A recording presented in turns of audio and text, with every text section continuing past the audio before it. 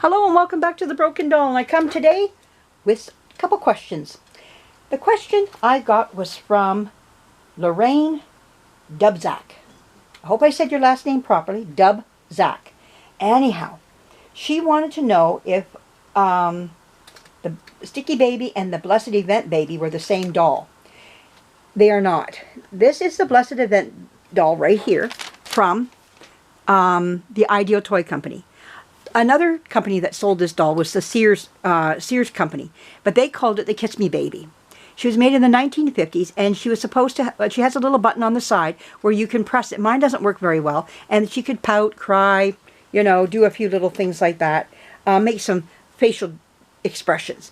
It seems to be all in the jaw area that she made those, you know. But anyhow, mine doesn't work as good as maybe as the day when she was made, but because she's probably done enough crying and pouting in her life. And remember, 1950, she's up there in her 70s. So she's done enough crying and pouting in her life. But anyways, and this over here is Sticky Baby. Sticky Baby was a Sticky Baby. She's not anymore. She is now a Stickless Baby. She is sticky-less. And with the work I did on her, worked out beautiful. Her head's not sticky anymore. Her face is not sticky anymore. None of her is sticky. She's looking great. And I thought, well, we'll try her in a month and see how she is, or a few weeks later, and see how she is since I fixed her up. And she's still doing great. I love how she turned out. Even though she does have her problems, not going to get away from that.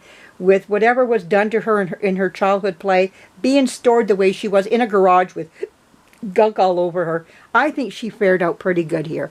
But this is the Blessed Event Baby. Not as pretty as a baby as I wish she was. But you know what? She's for a vinyl doll and being mechanical, one of the early mechanical vinyl dolls. Though they had dolls earlier than this, but they were made that were mechanical. They were probably porcelain or composition or wood or whatever, some sort of wood or whatever. She's one of the early, maybe even the first mechanical doll that was made in vinyl that I know of. And if there's another one, I don't know of it then. But this is one I do know of. But she was either called the Kiss Me Baby or the more known as the Blessed Event Baby. But the same doll, just Sears renamed her for their own store. But anyways, that's those two babies. Now, the next question that was asked of me was about, can I, where's that paper now? I just lost my paper with my questions on it. What did I do with, oh, there it is. The next one was by Jennifer Fussnecker. She asked, could I have Millie put the eyes in? Now, we're going to look at that right now. Here is a Bilo baby with her head apart. We have two sides to her head. There it is right there. This is her full head put together. There it is right there. 1920s Bilo baby. Okay? Now, mine, because she had a lot of issues, I was able to have the head apart. It was almost apart anyways. So now I can take the eyes out very easily because she's got a half head. Now, the thing is that when you look at the eyes, she has two parts to her eyes. She has the bar.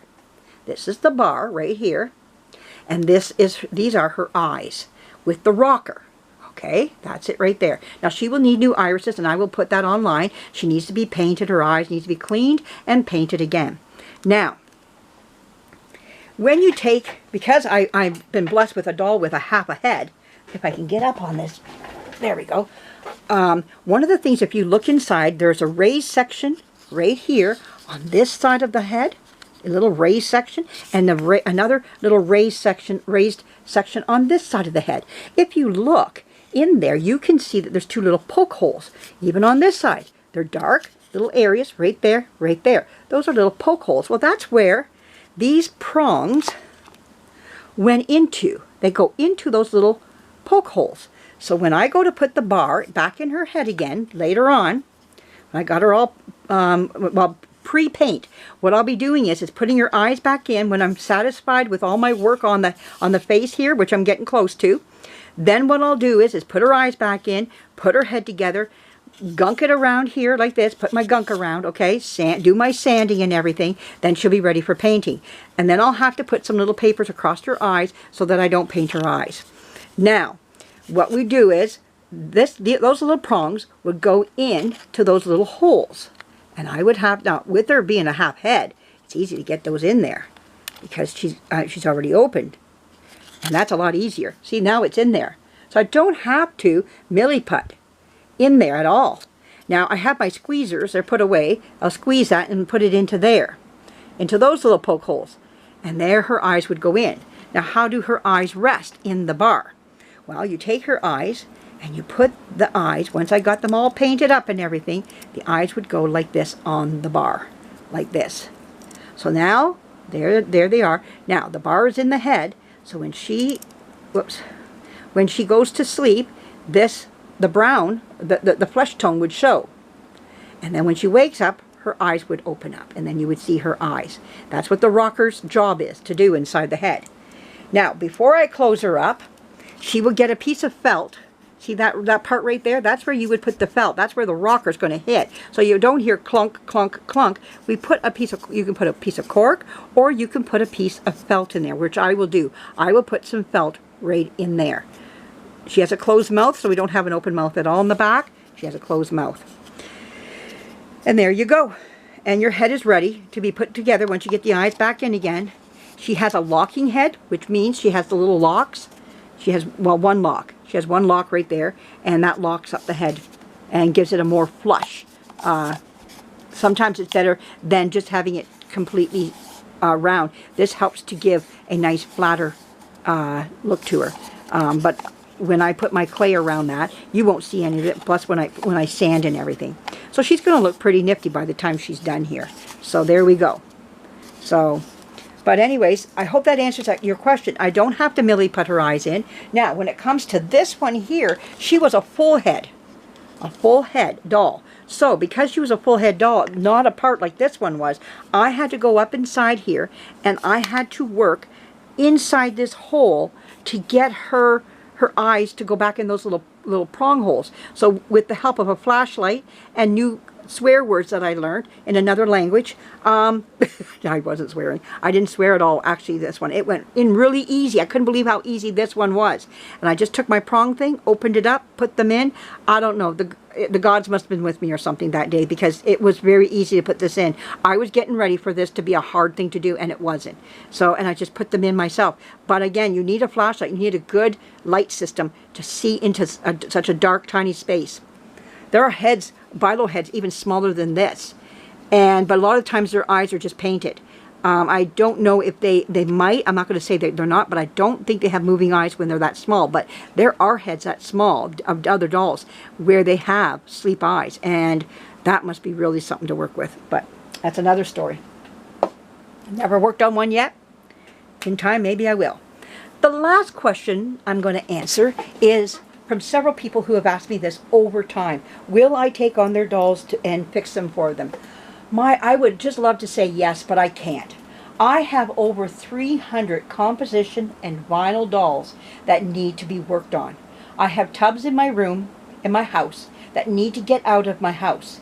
And the only way I'm going to get them out is by me working on them and then selling them. That's the only way. I don't see me any other way. Some will stay in my collection, some will be sold. I don't have any other alternative but that in itself. And I don't have anything more to say. I wish I could just say, yes, I'll take your dolls and do them, but I can't. It's just impossible for me right now. And another thing is, too, I'm going to say it, I'm very insecure with my work still. I'm not very secured in it. I know you see the improvements coming, and I have made some nice improvements, but I still lack in some areas that I need to improve on. And I'm not good for eyebrows yet. I'm still struggling in the eyebrows, the eyelash area, drawing them and everything.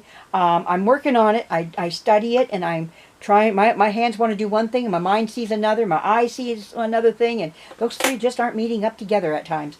But I'm not going to shut the door completely on that aspect of taking somebody's work in. Once I get through half my dolls, I might just say, hey, I'll take in a few. But at this time I can't. But what I'm going to do is open up the door down below in the comment section, because we have some other artists and wonderful artists that subscribe to me. They might want to do that. And that's up to them. I'm just going to say, hey, say it in the comments down below. I'll take on your doll. If you need a doll that needs to be fixed, I will do it. Say that down below in my comment section. If not, don't say it then. It's quite the undertaking of taking somebody else's doll on and fixing it for them. I just don't feel secured enough yet. I'm not the best sewer. I'm learning how to sew.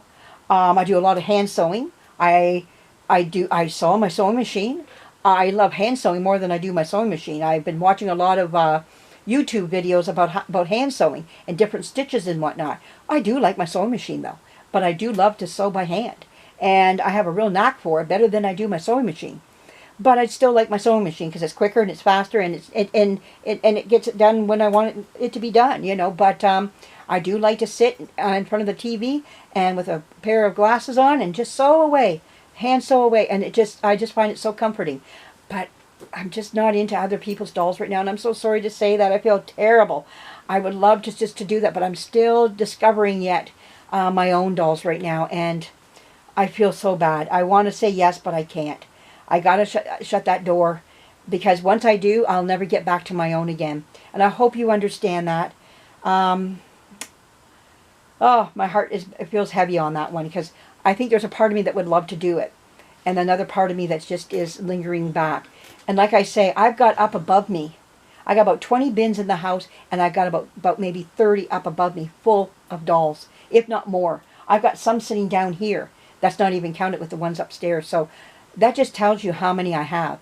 I've got a show and hut elephant I want to work on. I have a rabbit I want to work on. I've got a Disney puppet that dopey that I want to get done. I got things I got to do, you know, and it's just not going to get done. I get pushed to the wayside. I do have one lady's doll that lives in my city here. I told her I would fix it for her. It's just a chip in the top of the head. I haven't even done that yet, and I've had it over a year, and I still haven't done it yet. So just to let you know, because I'm just working on my own, trying to get something done on my own. I've been busy with this shop, setting it up, with my daughter coming back to live here with me. I've been doing a lot of stuff with her. That's taken me away from dolls. I don't care about that, though, because it's my daughter. My kids always come first. I want to spend that time with her, because once she hits to the States, we're not going to see each other as much as we do now. So I'm really trying to put a lot of time in with her. Just a lot of stuff all over the place. I have a yard that needs to be done. I just got all kinds of stuff that needs to be worked on. And I just can't. I promised myself starting in March, if the weather is good, I'm going to put an alarm clock outside, and for 2 hours I'm going to rake.